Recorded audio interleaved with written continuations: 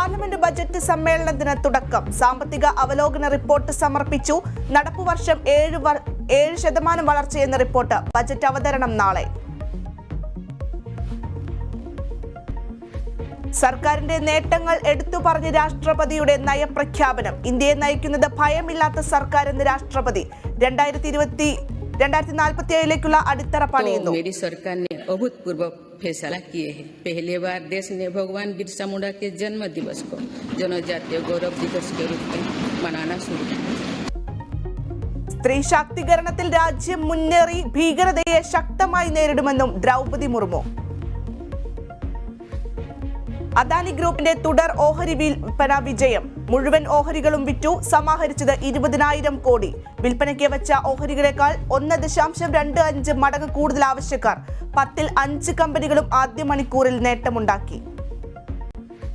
KR Narayanan institute chairman സ്ഥാനം അടൂർ ഗോപാലകൃഷ്ണൻ രാജിവെച്ചു. ഇൻസ്റ്റിറ്റ്യൂട്ടിനെ തകർച്ചയിൽ നിന്നും കരകയറ്റാൻ അഹോരാത്രം പ്രവർത്തിച്ചെന്ന് അടൂർ.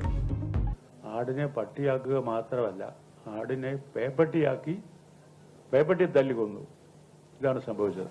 നമ്മുടെ ബഹുമാനപ്പെട്ട മുഖ്യമന്ത്രിയെ സന്ദർശിച്ച് അദ്ദേഹമായിട്ട് സാമാന്യം ദീർഘമായിട്ട് ഞാൻ സംസാരിച്ച് എൻ്റെ രാജിക്കത്ത് കൊടുക്കുകയായിരുന്നു.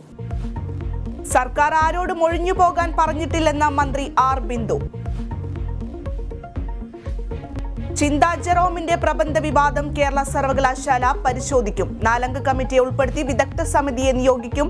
പിഴവ് സമ്മതിച്ച ചിന്താ ജെറോം. ചെറിയ പിശക് പർവ്വതീകരിച്ചെന്ന ചിന്ത. രാഷ്ട്രീയവൽക്കരിക്കേണ്ട കാര്യമില്ലെന്ന് ഗവർണർ ആരിഫ് മുഹമ്മദ് ഖാൻ. ബംഗാൾ ഉൾക്കടലിൽ തീവ്ര ന്യൂനമർദ്ദം. കേരള തീരത്ത് നിന്ന് മത്സ്യബന്ധനത്തിന് പോയവർ മടങ്ങാൻ നിർദ്ദേശം. ന്യൂനമർദ്ദത്തിന്റെ സ്വാധീനം കന്യാകുമാരി തീരം വരെ എത്തുമെന്ന് മുന്നറിയിപ്പ്.